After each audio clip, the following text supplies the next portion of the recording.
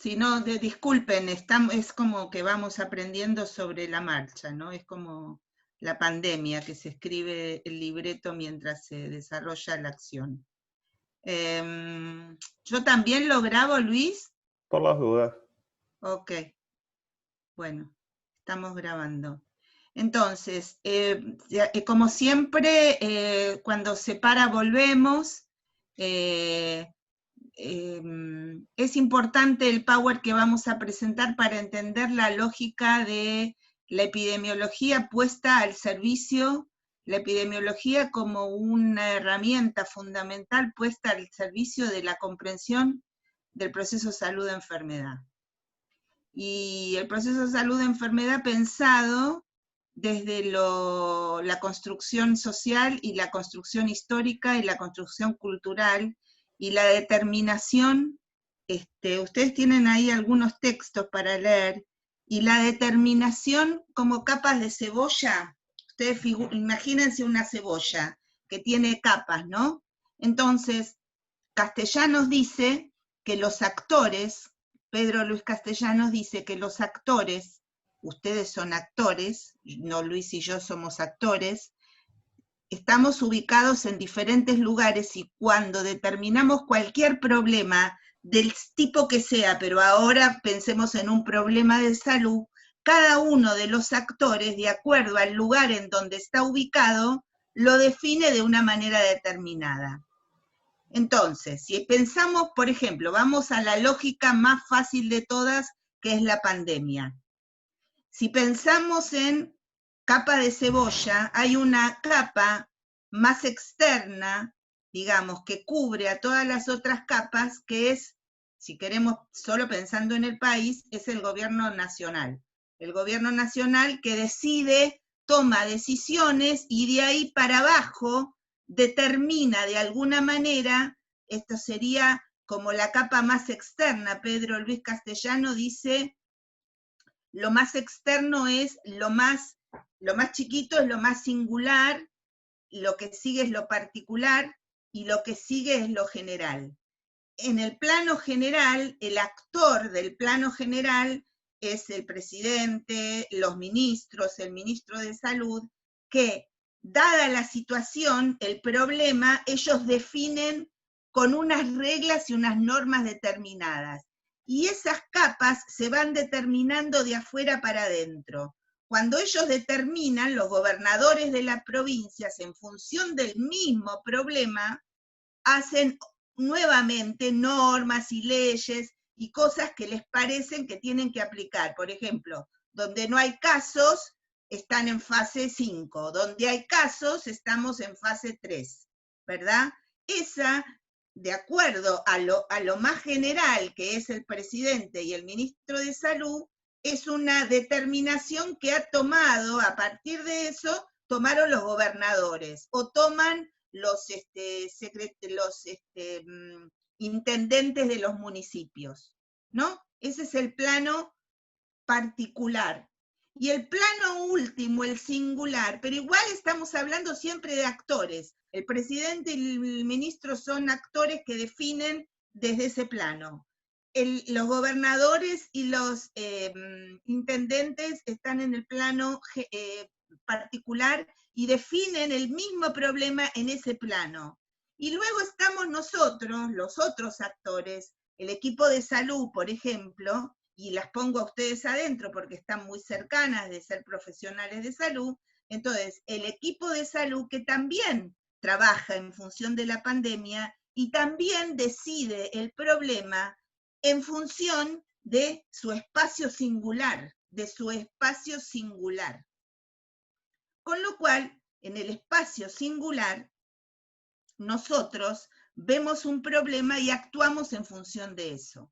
Por ejemplo, los servicios de fonoaudiología de los hospitales de la Ciudad de Buenos Aires y de la provincia de Buenos Aires, en función de la pandemia y determinadas por las decisiones que tomaron los planos generales y particulares de aislamiento y distanciamiento social, preventivo y obligatorio, entonces nosotros continuamos trabajando con los pacientes con telefonoaudiología. Es una decisión frente al problema que los fonoaudiólogos tomamos.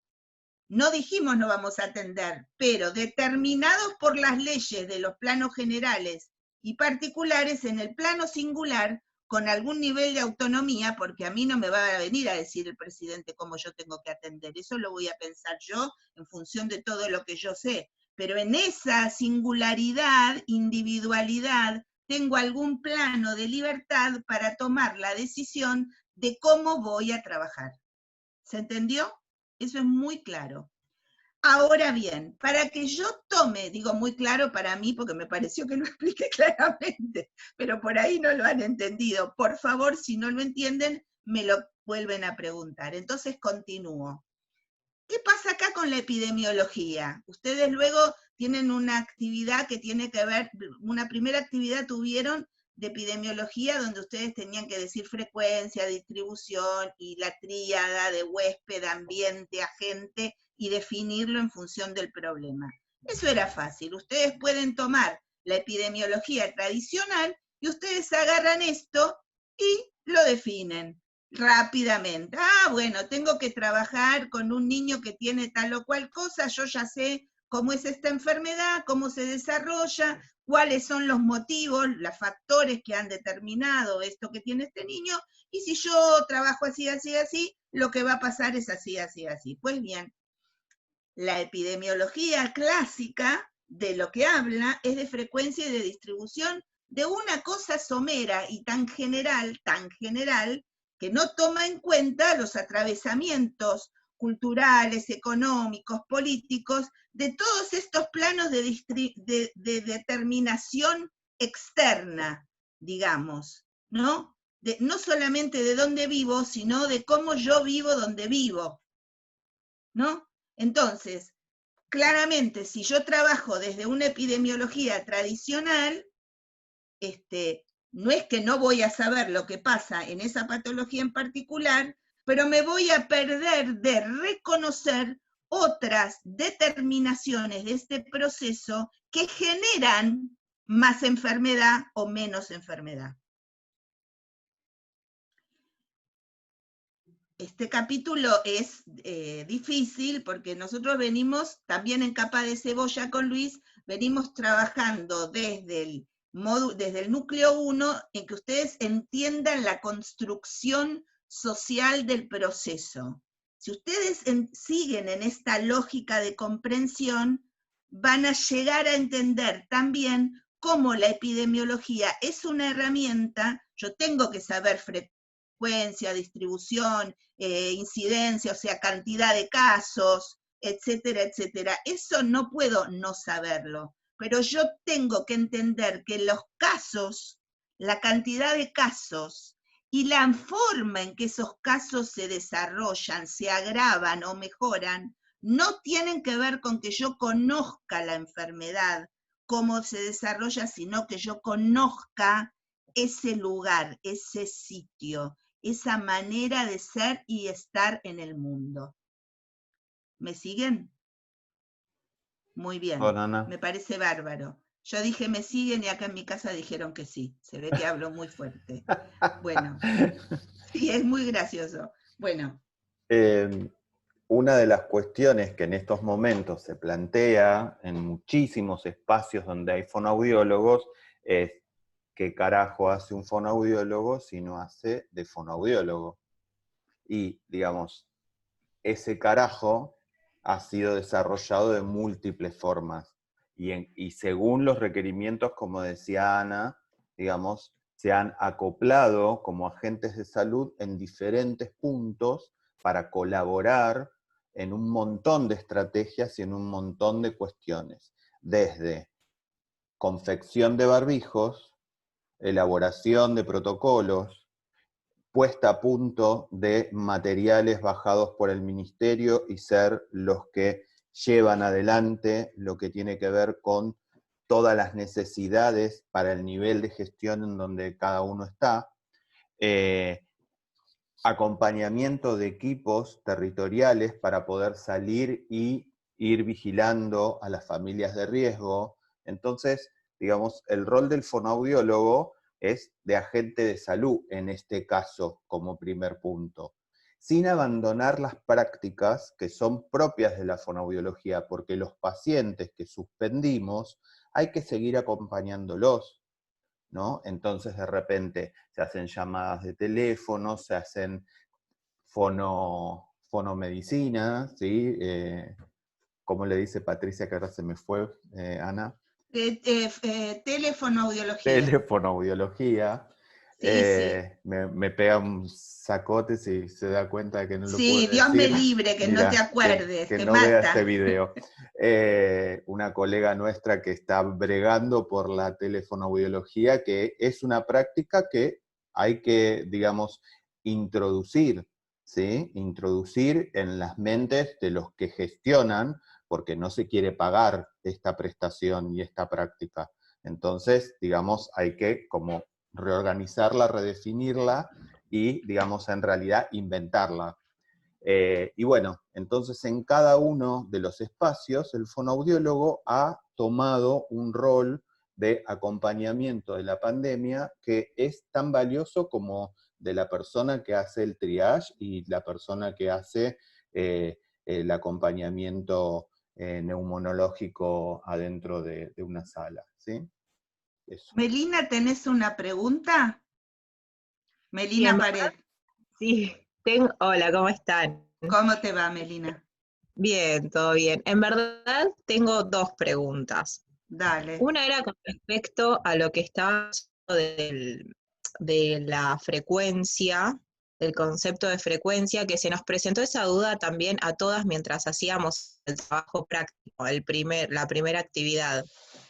Sí. Nuestra duda era si, o sea, cuando en el trabajo se preguntaba con respecto a la frecuencia, si tenía que ver con, con las acciones en sí que aumentaban la frecuencia de la enfermedad, o si tenía que ver con lo que decía en el texto de los conceptos de prevalencia e incidencia.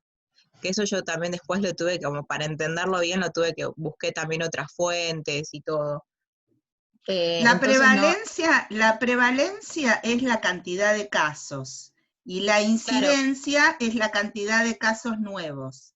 Ahora, llevar, la relación entre frecuencia y prevalencia, porque lo que les quiero decir es que justamente, digamos, la epidemiología lo que nos aporta es una cantidad enorme de datos de razonamiento probabilístico y matemático, digamos. Es como, ustedes figúrense que los seres humanos podríamos ser personas donde podemos sumar, restar, dividir y multiplicar. Imagínense semejante locura, digamos. Pero la ciencia positivista lo que ha hecho es encontrar algunas cosas que las quiere poner universales, digamos, y dice, bueno, cantidad de casos. Cuando dice cantidad de casos, y dice cuántos casos nuevos, digamos, no dice mentira, dice la verdad, porque los contó.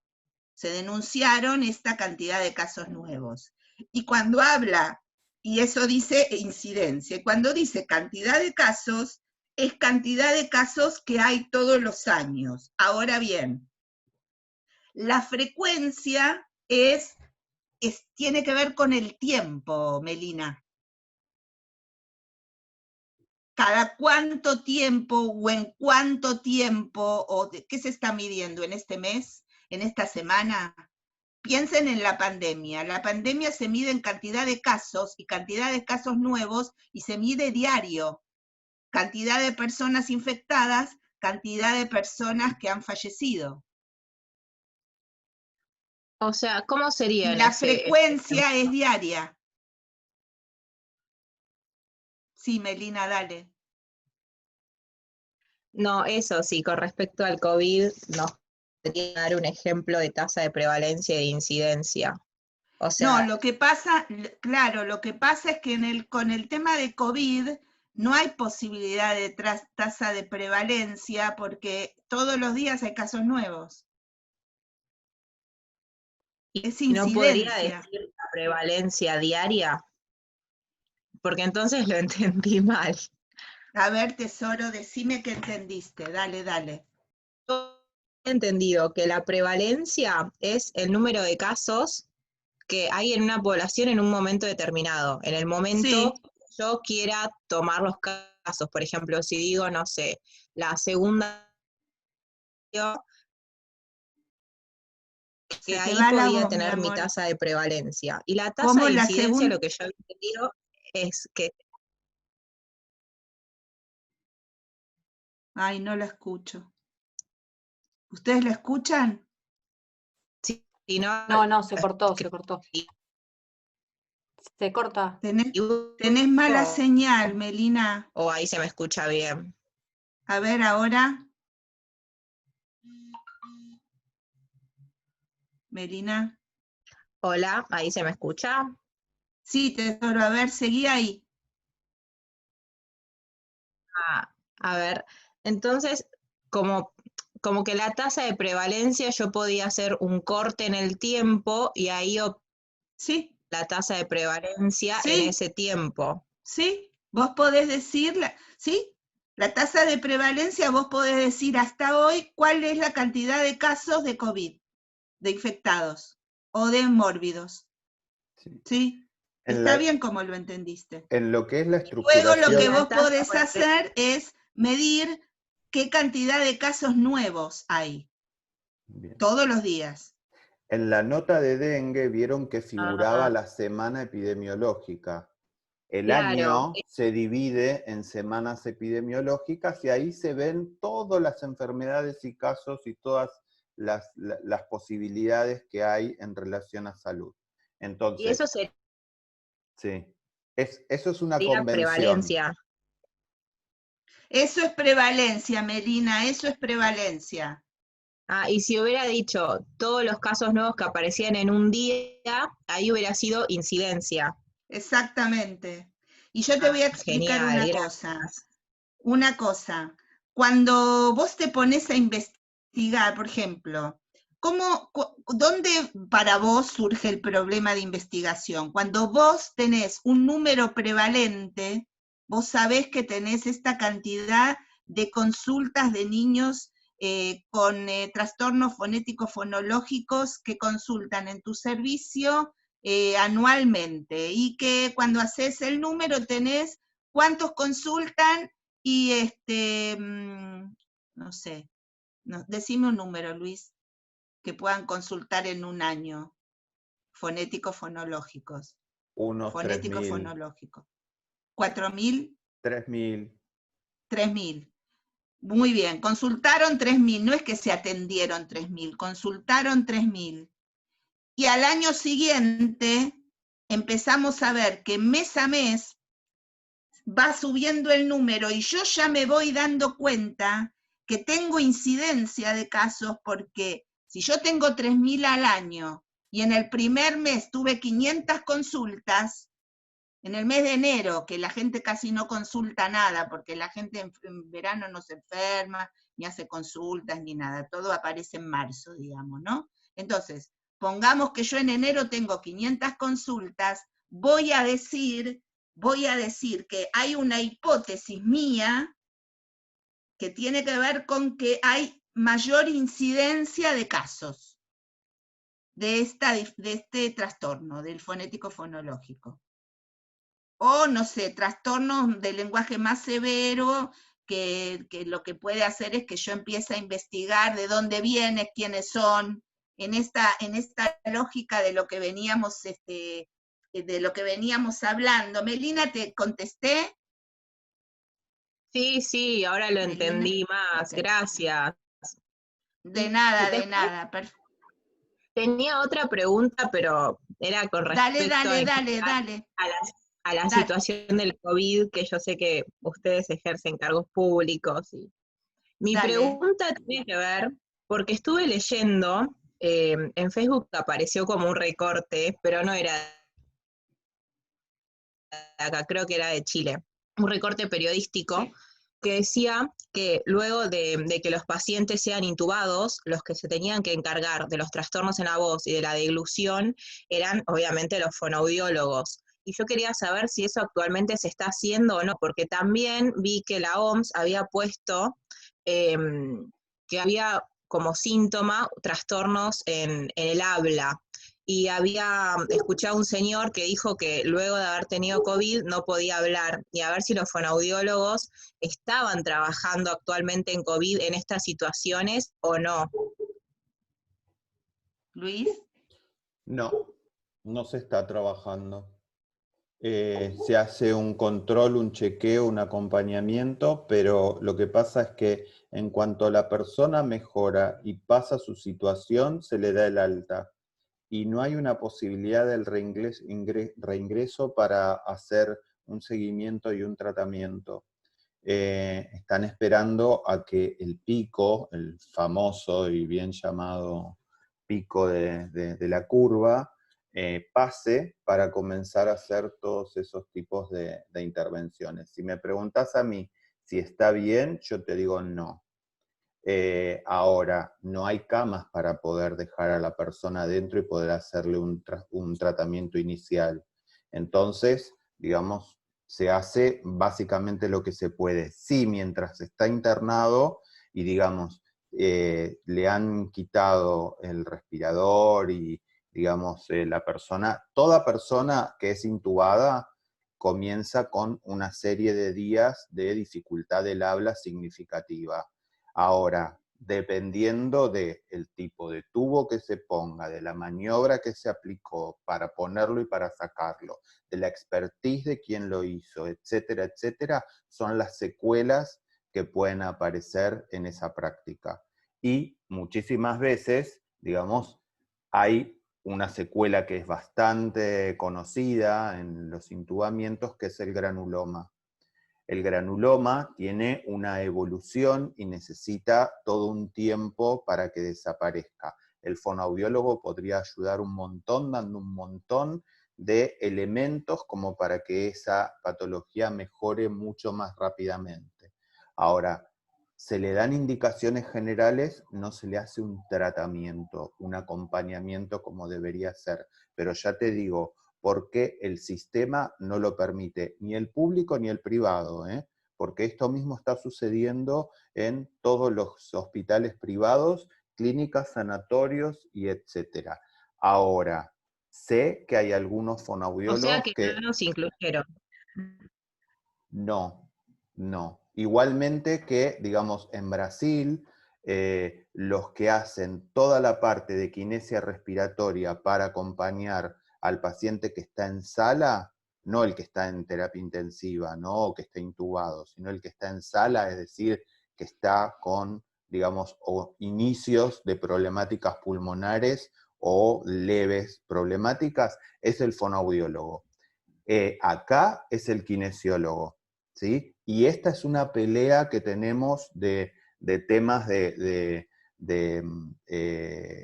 como temáticas de incumbencia y de roles, ¿no? La verdad que el fonoaudiólogo está totalmente capacitado. Yo lo he hecho cuando he trabajado en institutos de rehabilitación, hacer la kinesia respiratoria, lo hice durante años.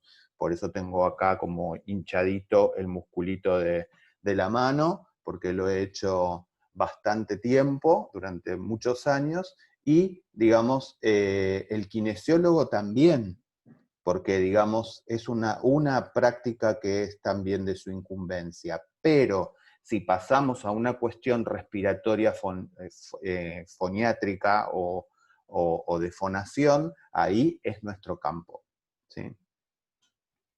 Yo quería agregar a esto que dice Luis, que además de que no tenemos cama, estamos hablando de una contingencia aguda. Digamos, la resolución ahora, en este momento, es del episodio agudo. Y lo que más se busca es que rápidamente la persona desaloje el lugar. Digamos, se mira la evolución, se le da un tratamiento que lo saque del episodio agudo. Luego hay un montón de situaciones que lo dejan con deficiencias, con dificultades. Seguramente es como pensar una persona que tiene mucho tiempo puesta una sonda, ¿no? En cualquier orificio de su cuerpo tiene puesto una sonda. ¿Cómo queda después de la sonda? ¿Y quién trabaja en la rehabilitación del tema de eso que tenía en el cuerpo? En este caso seríamos nosotros. Absolutamente claro que vamos a tener una nueva cantidad de demandas, producto, digamos, como si fuera una consecuencia del COVID, de haber atravesado, sobre todo en personas que estuvieron más graves, vamos a tener una consecuencia. Y vamos a tener que abrir un espacio en nuestro trabajo para trabajar con adultos con secuela de haber tenido un respirador, etcétera, etcétera. Pero además, acá hay un agregado que me gustaría, Melina, que si tenés el artículo que leíste chileno, nos lo envíes al correo de SACIC, por favor, así lo podemos leer y compartir. Nosotros no sabemos, pero no nosotros los fonoaudiólogos, nadie sabe qué pasa después de que una persona tuvo COVID y estuvo complicada o no estuvo complicada. No se sabe ni siquiera si queda inmune y no le agarra nunca más. O sea, hay un montón de cosas que no sabemos. Lo que sí podemos ir es registrando cuáles son las secuelas que ya sabemos que quedan y donde nosotros tenemos una intervención. Eso sí, y es importante que lo sepamos y es importante que nos preparemos. ¿Eh? Se corta en un minuto. Sí, bueno, cuando se corte volvemos, ¿sí? Acá dice, era una foto como denuncia porque no estábamos